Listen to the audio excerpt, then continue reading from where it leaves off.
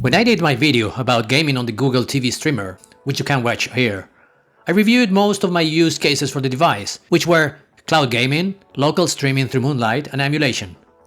I didn't pay a lot of attention to Android gaming, because that's something I usually do on other devices. But I decided it could be a good thing to try that too, and also use it as a method to benchmark the device itself. Let's see what comes out of this little experiment.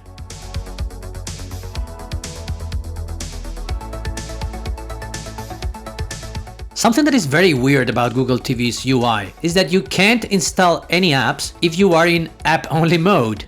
It sounds quite counterintuitive, but it is what it is, so make sure you are in regular mode. Of course, we have to limit ourselves to games that are playable on a gamepad, as touch control is not a thing for TV, and gamepad represents 99% of what you want to play.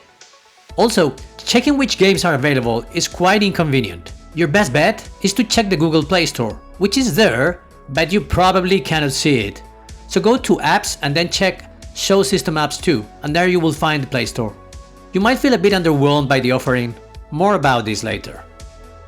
Now I will start with some easy to run ones like Horizon Chase and Badlands.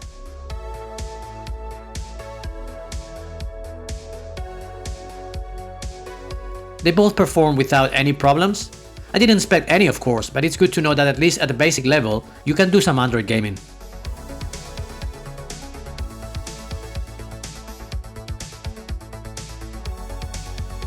Testing something like Asphalt 8 still works well. Admittedly, while playing something like this, I realized one of the reasons this type of gaming isn't my cup of tea. If I want to do some arcade racing, I'd rather play Need for Speed Heat or Forza Horizon way more than a game like this. They're not even in the same league. The whole thing just looks like an oversized phone screen. Because that's what it is. Anyway, the game works well as well, but again, it's a game from 2013, so no surprises. There's a bunch of Space Marshal games in there. I remember playing one of them back in the day, so I gave it a try, and sure, it holds up well. Again, all but good. But here comes the issue. If you look for modern demanding games, you're not going to find many, if any at all. And that's the issue with the Smart TV Android games. There's very little offer, and it's never the heavyweights. I found that a bit odd, so I decided to try to benchmark the device. I downloaded a benchmark app and tested it, and frankly, it was a bit disappointing. Don't check your YouTube settings, it's all fine, and my screen recording is fine too. This terrible choppy video is actually how the streamer runs the benchmark. It's really struggling here, and the resulting data confirms this. Compared to something like the Nvidia Shield, it's 3 to 10 times slower depending on the specific test. But we sort of knew that, because I already stated on another video about the Shield that is still by far the most powerful streaming box. I mean, if we compare the performance of the streamer with the old Chromecast, we can easily see it is more powerful. It's just miles away from what you would consider a gaming device.